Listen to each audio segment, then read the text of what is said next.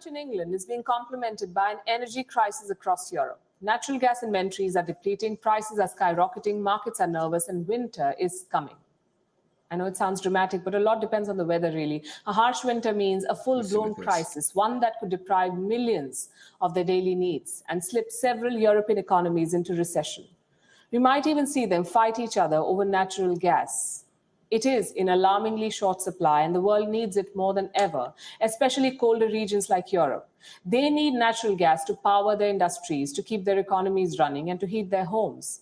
But there isn't enough gas to burn. And this crunch will get worse as the temperature drops. We'll discuss that in detail, but first let's tell you where things stand as of today. The wholesale cost of natural gas has surged to record highs in Europe, and the result is this. Electricity prices are spiraling out of control. Where is this happening? In leading economies like the UK, France, Spain, Germany, and Italy, they're all suffering. They're all witnessing multi-year highs in prices. What's behind this crisis? Well, a lot of things. I could give you 4 reasons. First of all, economies coming out of the pandemic have doubled down on the use of resources. They're burning more fuel. Second, a cold spring depleted most natural gas inventories. Third, a calm summer slowed wind power generation. There wasn't enough wind to be turned into energy. And fourth, a touch of bad luck and politics that is making the situation worse. I'll explain all of this. Most of the European market, you see, relies on imported power. And the imports have hit many hurdles. Last week, there was a fire at an electrical interconnector that runs beneath the English Channel. It shut down a key power link between the UK and France. As a result, power supply was hit. Then a Northern Irish system sealed its exports due to domestic concerns. It further strained power supply to Europe. And then we have the Netherlands, Europe's largest onshore gas field. They've refused to boost production. They fear impending earthquakes, so they will not increase production despite the crunch. Now, all of these factors together have hit Europe. And European countries typically turn to Russia in situations like this. Russia meets a third of Europe's natural gas needs. Russia's state-owned natural gas company Gazprom does the heavy lifting. But supplies from Gazprom, too, have been lower than usual this time. Some say this is due to high domestic demand in Russia. Others fear that this is a deliberate market manipulation tactic by Moscow. Well, whatever be the case, Europe is feeling the heat and people are suffering. In Germany, the price of power has leaped 119%. In France, it has jumped 149%. In Spain, the increase has been 250%. In Britain, 298%, almost 300% jump in the cost of electricity. This is unprecedented. Industry observers say the situation could get worse with the onset of winter. A harsh winter means higher gas consumption. And if it gets very cold this winter, Europe is going to suffer more. Supply chains will be strained, prices will rise further, there will be more inflation, and governments are already warning of blackouts and factories being forced to shut down. This, of course, will have political implications, especially in countries that are going to polls. So what's the solution? With natural gas in short supply, can renewables fill the gap? Can wind and solar power meet the demand? Apparently, they cannot.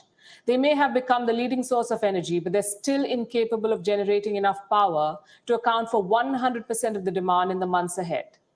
So where does that leave Europe? In the lap of luck, unfortunately. It can't fix the crisis with a magic wand. It will need long-term strategies to overcome this. Also, for all their promises of cutting down emissions, this winter, European countries are going to learn just how much their economies still depend on natural gas and how little they've done to overcome this dependency. WION is now available in your country.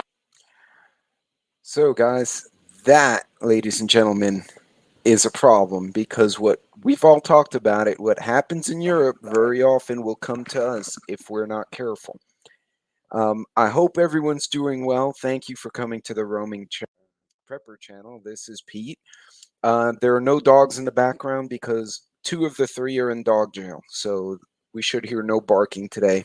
Apparently, someone thought it was a good idea to attack my sneakers, which will not be a happy occasion. So they're both busted. In any case, you guys heard the lovely lady from the Gravitas US edition. Why did we go from energy near independence to basically what has amounted to a catastrophe for Europe? What happened there? there are a couple of things she pointed out. Possibly a market manipulation by Russia. Again, they have the big gas fields because Europe doesn't want to drill on its own property, but they want natural gas because it's a clean energy. Um, my dogs do get in a lot of trouble, actually. When you have a herding breed, I try to run them every day, but every now and then they're like kids, but fluffy and small. Anyone who has a couple of dogs probably knows exactly what I'm saying. But yeah, they did wind up in dog jail. But this is concerning, guys. So I looked at the mainstream news, right? And mainstream media does not disappoint. I'm going to pick on CNN, not because I don't like them, even though I technically really don't usually like them, but yeah. And we do rescue too. My daughter's a vet tech. She's probably saved about 800 animals, surgically saved them. So, but she's also adopted several too. So, yeah, we got a big heart in our family for critters. Um, but Europe, you saw those bills, so I want you to think a second. Let's say your electrical bill, I'm just throwing a number out there, is $200 a month. Your gas bill. Oh, now your gas bill, that would be crazy high. Let's say it's 50 a month. Now that same gas bill in England is over 250. Uh, you know, that's crazy. Over 200. Sorry, I did my math wrong. Um,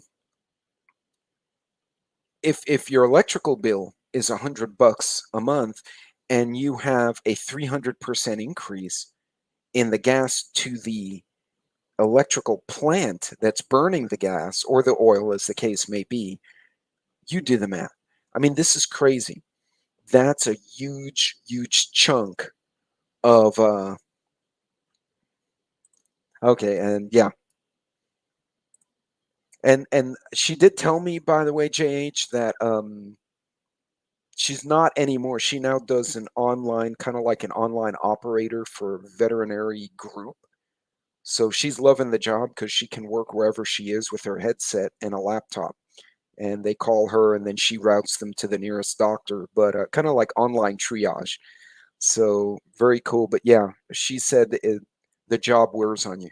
But look at CNN right now, right? They've got the whistleblower. By the way, I'm so happy that they're beating the crap out of Facebook. Um, I personally, I've seen friends who I would see one post from them a week, and it was all about basically attacking my political viewpoints. And I'd be, man, they got to be putting more than that. Well, then I'd look through their all their posts, and it was family and dogs, and there were like 100 posts. The one post Facebook would send to me was the one that might piss me off, and I'm sure was doing it to them too. Um, so I am happy that Facebook is taking a beating. But look at this, Facebook. They're still harping about Trump, the pandemic proofing your life. It's all blah. The first trans homecoming queen. I mean, more power to the kid. But not a word. Look at that. Not a word of oil and gas except for the California oil pipeline. And by the way, that one's kind of comical because do you know why the pipeline got broken? One of the too many ships that have yet to be unloaded was in the wrong place and dropped their anchor on the pipeline, is what the Coast Guard thinks. How ironic is that? Oh, they're going to start a video, which I did not want, so we will make that go away. But in any case, I find that kind of comical that the supply chain broke the oil pipeline with an anchor. I, yeah, so the basically what happened was now they've pretty much narrowed it down is one of the pipelines going from an offshore platform in California. No, I actually would believe it because there's so many ships anchored offshore right now that they're probably don't know what to do with them, and these guys are just everywhere, and some numbskull dropped an anchor. I've actually seen it happen when I worked offshore in Louisiana, and boats would just go the wrong way, or a vehicle, and you just, now something's on fire, something's sinking. They got run aground. I could see it, but the timing. I'll give you that, JH. The timing. I'm not buying that. It's kind of like the timing of the Facebook crash. But you notice CNN has all this stuff up there, and not a single topic on this energy shortage. Now, mind you, this all is interconnected, folks, right? So you have an energy shortage. You've already got a supply chain that's backlogged. So now the power that it takes to move product, be it by truck, be it by, yeah, and the environmental impact on top of that. So it's almost like someone was trying to mess with things for profit, and now they've like lost control of it. I honestly think that whoever thought they were really smart and said, "Oh, I'm going to mess with the economies of the world to make money," has screwed up, and now the wheels fell off, and now it's breaking stuff they don't want broken. But yeah, this energy sector stuff is going to be a problem because we're going into winter. They've already predicted a very cold winter. Hey, Harvey Black, how are you? Hey, Carstar. Yeah, we struck oil, and they're going to basically, you're going to have these shortages. Um, we all saw the hit Texas took with the freeze. We know there's winter coming in the U.S. There's probably one in the North Sea. And now's the time they pick to transition away from oil and gas to these other, but they don't have a replacement plan. And this is where I'm going. And I'm a fan of diversity of energy. I think it's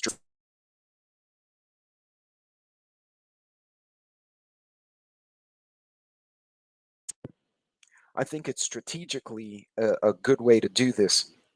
I lost my audio there for a second. Um, but at the same time, if you're replacing one energy type with another, you have to have a plan to make up the wattage, the mileage, whatever your variable, your KPI, your key performance indicator is.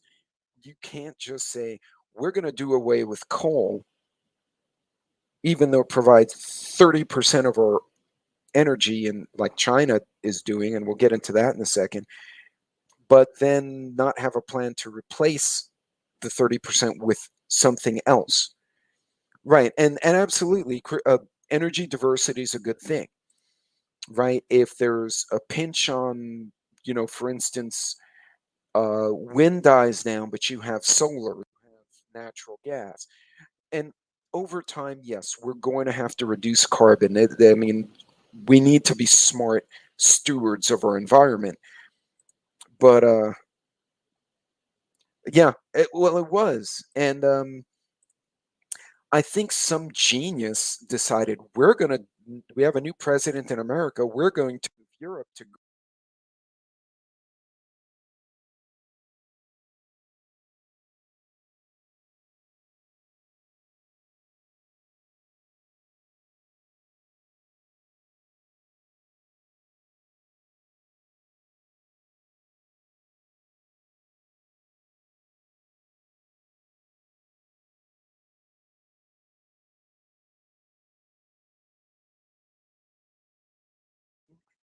So I'm losing folks every now and then. But in any case, what they say here, an energy crisis is affecting almost every part of the globe, marked by record high energy prices, tight supplies, and power blackouts. I believe it just put in chat that their friend in Europe. Oh, the audio's gone. Oh, it's back on. Okay, thank you. Yeah, I'm losing connection here. They're probably um, okay. Well, thanks, guys. Yeah, definitely let me know if I keel over again. Uh, this is the first energy crisis in decades, has come as a shock to many who seem to have forgotten how energy insecurity reverberates into every major sphere of life. Um, right. So, and this is interesting. So, we already had, and this is a good Parscar. We already had the pipeline hack, right? That messed with the market a little bit. We had Texas get hit with this really bizarre weather, and it literally knocked out oil, solar, and wind all at once. You know, if anything, natural gas came back on first, which and nuclear too, which I find ironic that the one energy they're trying to reduce is the one that was the most reliable in the emergency. But I digress. I won't get on the soapbox of natural gas. Where I was going with this is they didn't plan for this, and now what they've done is they've created a problem that they're now trying to figure out how to fix. Prices for natural gas, coal, and electricity have exploded, leading to protests over household power bills in Spain, 1970 style gas shortages in Britain, and worrying low supplies of natural gas across the continent. So, the U.S., those of you unfamiliar with the energy sector over here, um, so you have obviously West Texas, Oklahoma. You have like the oil part of America, right? The offshore and kind of the heart of the country. Up in the Northeast Pennsylvania, you have the Marcellus and Utica shales, and these don't make oil, but they make prolific gas. And the gas can be rerouted. Yeah, I'm wondering about that. I didn't think I was that important. I kind of feel special now. Um, Either that or I'm overloading my Wi-Fi, which is distinctly possible. Um, but yeah, and so and this is what I want to bring to your attention. See, these are the kind of things. If you look at CNN, Fox, they've got blah blah Hillary, blah blah Trump, blah blah transgender, blah blah, whatever. Not that these social issues are not important, but I could give a rat's if a billionaire Zuckerberg makes money or he gets spanked by Congress. What I'm concerned about is, can I and my community and my friends and family and everyone I care about be able to drive to work? Can you afford the product that's coming to you? And I just find it ironic. So this is from Bloomberg. And as I've said in the past, well, thank you, Loretta. I do appreciate that. Um, as I've said in the past, uh, although Bloomberg's kind of annoys me with his politics, the Bloomberg Business Magazine is actually pretty good. They're pretty spot on. And they go off on their little soapboxes with politics, but for the most part, they kind of keep it analytical. And Loretta, that's absolutely right.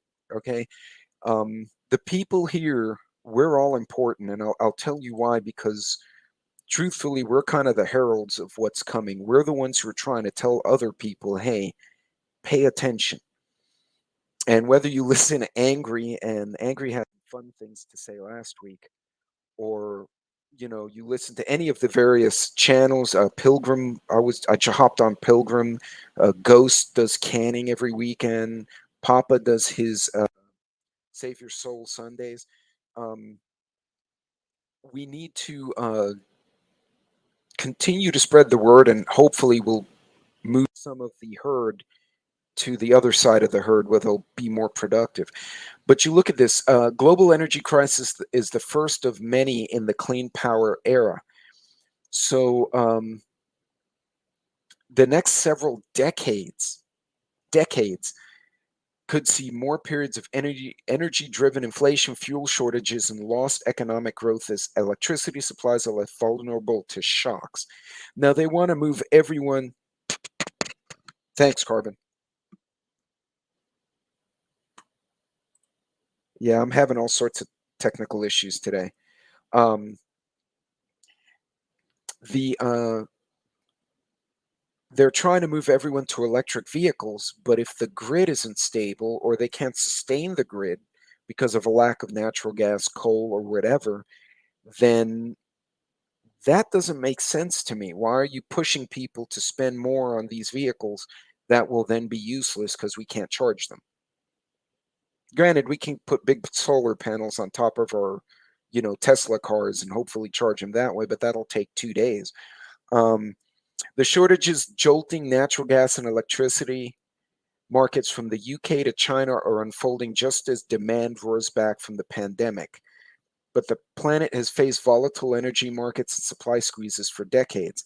Now, the Saudis, OPEC, has decided not to increase production significantly. But at the same time, the OPEC partners are aware that absolutely, Loretta. Oh, wrong one.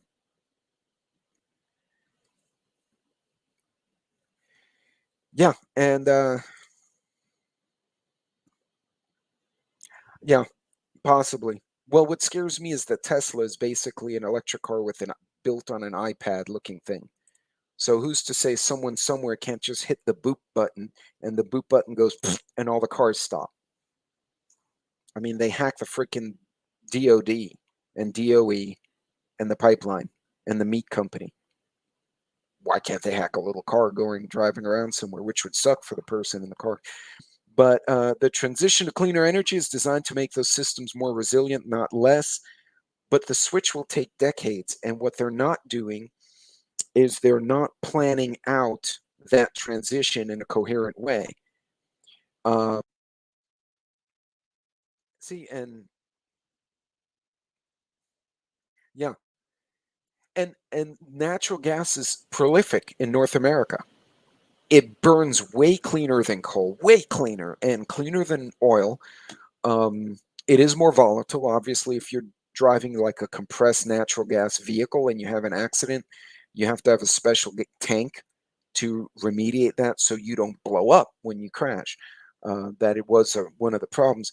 But if you look at this, UK's power mix. Let me see if I can make this larger. Nope, I just does graphy things. Okay. Um, as you can see, so natural gas, the blue is nuclear, the black is coal. So wind and solar is replacing coal, which is great, right? Because coal does burn dirty. And but at the same time, you notice the decrease in gas and bioenergy. So and can't even see the oil somewhere in here, but you see this is dropping. This is not a great time now that you've got less availability of natural gas and the cleaner energies to then kick coal completely out the window. Um, it looks like they're trying to do a transition, but you see where the net. Oh, sorry, I probably need to show that screen for you guys to see what the hell I'm talking about. There we go. Look at that. I got all into my technical talk there. So you see this here. The black is coal. So you see coal is slowly being replaced by this green, which is, hey, Stuart, how are you? Which is your wind and solar, and which is fine, as I was saying, but you're also seeing a decrease in gas.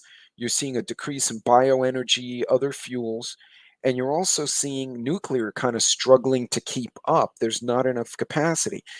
And what the problem is, they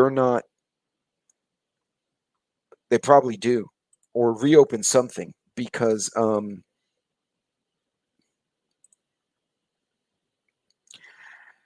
and creative, the whole key would be that they have to plan it so that as the alternative energies or non-traditional come online, they have sufficient capacity and, like I said, either gigawatts or barrels equivalent or whatever to replace what they're knocking off. But when you do it this way, you have this abrupt demand increase post pandemic, and now's when you decide to transition away from coal without a plan for replacing that wattage or voltage. This is where you run into these problems. So this is a cautionary message on how complex the energy transition is going to be, uh, according to one expert, Daniel Jurgen. This is on Bloomberg.com if you guys want to go read it. But it is a recipe for volatility, And now it says the UK and Europe rely on very different mixes of energy. Coal has been cut back drastically, replaced in many instances by cleaner burning gas, but surging global demand this year has left gas supplies scarce. Uh, yeah, and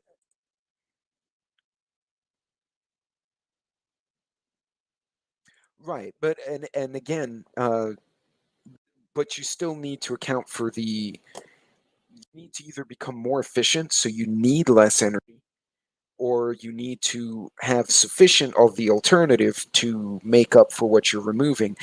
And it seems like they didn't plan on that. They just said we're transitioning, which is fine and dandy, but there has to be a bit of a plan behind it. So the pain hitting Europe is an ominous sign of the type of shocks that could strike the globe. So again, with the fears of a a very cold winter in North America and in Europe, which would probably be Russia as well. Hey, howdy, bud. Um, right, and so it's a multifaceted approach, right? So you're going to have more efficiency, like LED lights. I don't know, better efficiency cars, more insulated housing, etc. At the same time, you're making those transitions to. So basically, it has to be a zero sum. The numbers have to add up. And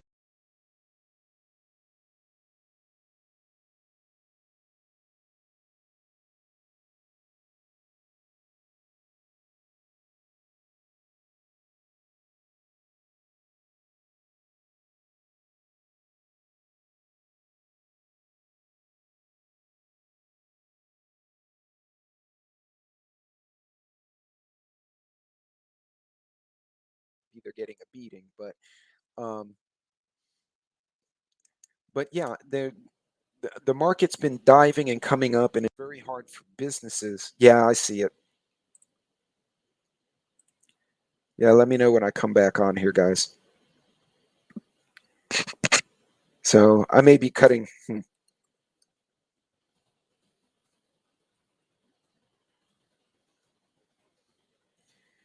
I don't know if you guys can hear me right now. Okay, I'm back. Great.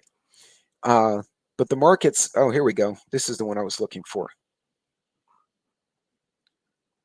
Uh, it's not going to let me. All right. Well, I've pissed it off, so we won't do that now.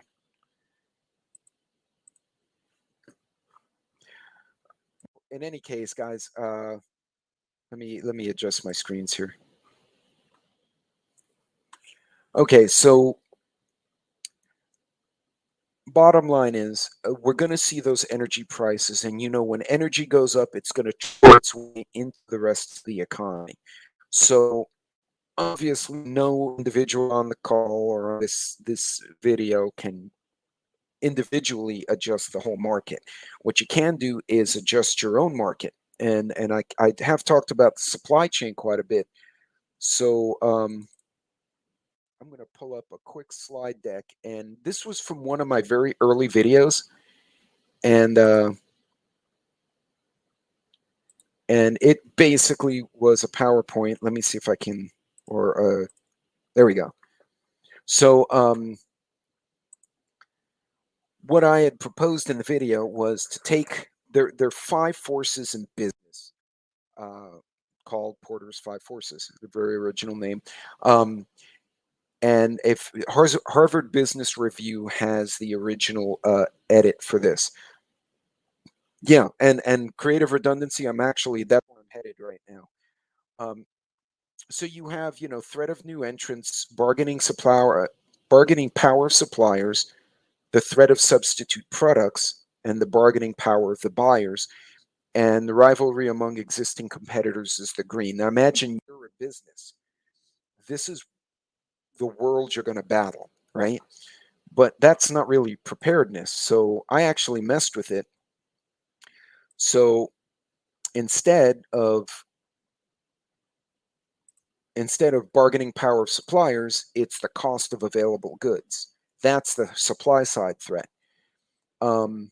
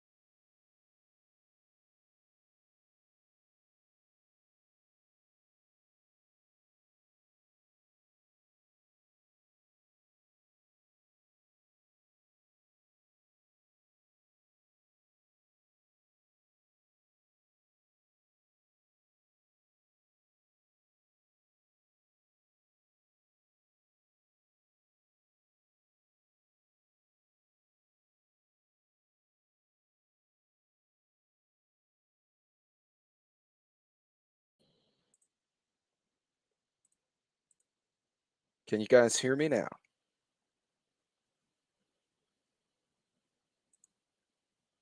All right, great.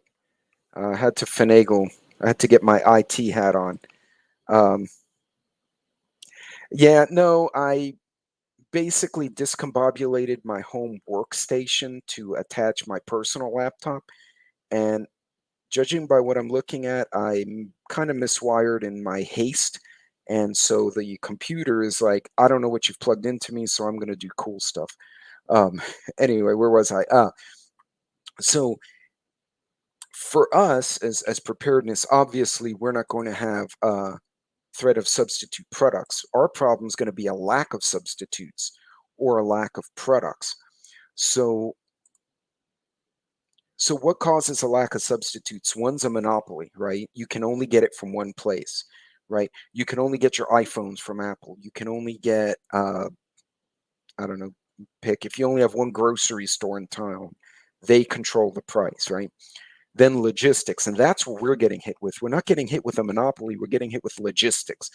Um, Getting stuff to and from our location in a timely manner in the current market is hurting us. Regulation is another one. Now, the regulation isn't hurting us here in the States, it's hurting Europe because they've changed the regulation and now they have uh, a lack of product. And then supply demand imbalance, right? And so basically Europe is getting hit with the logistics, the regulation, the supply demand, and the geopolitics all at the same time. And they did half of it by themselves, which to me is just stupid. So they're hurting there. Um, so what I did in this presentation is what would a business do? Like if I was the CEO of a small company and these things happen, what do I do? So one is to find an alternative item, right? So in this case, as I think Creative Redundancy put something on and a few other folks, right? So if you get natural gas at the house, do you have a propane tank in your property? I'm just throwing an example. If you get city electrical, do you have some solar panels? You have room to put some so you can charge your solar generator. That's your alternative item. You can find another source, right? So if you go to the store A, you don't have your product, be willing to settle for store B. So if you get, hoity-toity canned corn and hoity-toity is not available, you might have to get the Walmart brand or the Sam's brand or whatever brand you get. Um, the other one, many of you pointed out, here a company would self-fabricate. So if I'm running a company, collect cow farts, that would be interesting. I would not want to be the guy with the bag behind the cow, that's for sure. That's correct. Absolutely, CR. Um, you self-fabricate. So if I'm in a company and this widget I'm using in my product now has a triple cost because someone else jacked up their price, is it worth it for me to make it internally in my own company? And then R&D to find better ways to do what I need done. Or the last option is to phase out that which you don't need. And that's something we don't talk about in the preparedness community, is being able to phase out certain things. Do you really need the coffee? Most of us would say yes, but you really don't if you think about it. Can we do without beef? Can we live on the chicken? Yeah, you guys get what I'm saying. So here I put what you can do. Find another item to help produce the same result. I put an arrow instead of a bullet, but you kind of get the picture, right? Um, Find another resource. So I've been saying, and a lot of people have, I've been hitting all the farmers markets in the counties around me. I've gotten to know local farmers who produce year round. I've gotten to know local ranchers who produce year round. I've asked them, do you have feed issues? Do you have supply chain issues? Do you have um, fertilizer issues? And almost to a one, every one of them has said, no, because we're sourcing regionally too. So what a lot of these folks have done is shrink their supply chain from nationally to regionally, and now it's cheaper, it's closer, and even if the cost goes up a little bit, it's more reliable because it's not that far. Um, the other one, learn to make product from scratch. or self-source. For instance, grow your own crops, have your own chickens, have your own goats. That's easier said than done. That takes a lot of work. You need some property. But these are things, basically what I learned in business, and I just kind of finagled it for prepping. But you can use the very same principle. Um, and absolutely, adaptability is key. It's paramount. Um, and a few tips for today, and I want you guys. This is kind of your homework for this week. Before I let you go, because I found out I have a conference call this evening just before I started this. Um, Write down a list of your hard to find items, stuff that you're looking for but you can't find or can't find easily. Mason jar lids is one that I keep hearing about. Um, Stuff like that. Write the list. Also, look back at other incidents. The CV when it first hit, hurricanes, floods, tornadoes. What are the things that disappeared from the shelves back then? I was fascinated with going to the stores during the initial part of the shutdowns and just walking around the stores to see what people were grabbing. And some of it made no sense. Like liquid soap. People freaked out over liquid soap. And I turned the corner and there's bar soap, like Dove and Ivory, all across the wall. And I'm like, that works too. Why are you freaking out over this shit? So yeah, just see what's happened in the past and use that as a lesson for the future. Also, keep a good inventory, okay? There's a very distinct line between being a prepper and being a hoarder. And the preppers don't trip on their stuff most of the time. We know where it is, it's organized, it's stashed, we rotate it when we can. It's not chaos all across the floor, um, big disaster in the living room kind of thing. You need to keep a good inventory so you know where your holes are in the event of a problem. Um, And the last one is collaborate with people you trust. Okay. Like we all collaborate here. We're all distant, right? We're all over the country, all over the world. Um, find people like the ranchers, the farmers, the coworkers I've talked about, and get to know them.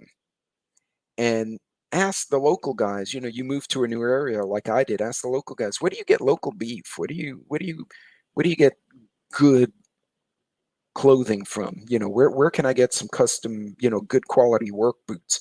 Start to collaborate and understand your environment around you, and you'll be shocked at new places you can find product. um, the energy is going to propagate. This energy shortage will, and these crises, and let me get my little mouse out here because it's freaking out right now. um, the energy issues will propagate into other parts of the industry and in other parts of the supply chain. So what's important, try to keep ahead of the curve. We can't stop the curve, but if we can keep ahead of it, when everyone else is fighting over the toilet paper, we're not. And that's the key there, is to stay ahead of it so you guys are not in a bind at 2 in the morning because somebody's sick and you don't have NyQuil, or you have a family member join you, you don't have food. Like I said, my daughter during the freeze had neighbors who were posting on Facebook in the apartment page, I need milk. I have 3 kids. And my daughter said, how can you, they've been talking about the freeze for 2 days. How could you not know you might need milk for your children? Why did you not buy more?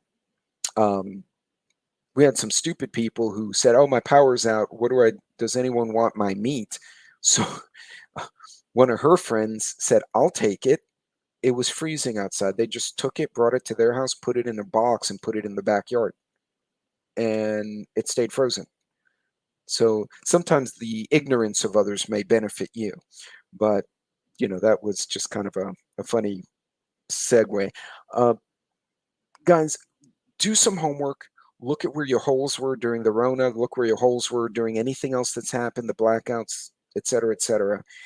And try to scenario play in your head. If this happens, am I ready for it? If that happens, you're going to find that the same 5 to 10 fundamental items are the same for almost every scenario. So work on those and then expand from there. So, gang, I'm going to have to wrap it up right now. As I mentioned, I got a couple of commitments this evening, but I wanted to thank all of you for coming on tonight. Godspeed if you're on the road. Be safe, be careful, and watch the market. Okay, the things in the market that we kind of don't pay attention to on the business page can come and bite us on the supply side. So, y'all be careful, and I will see you later this week or next week. Take care.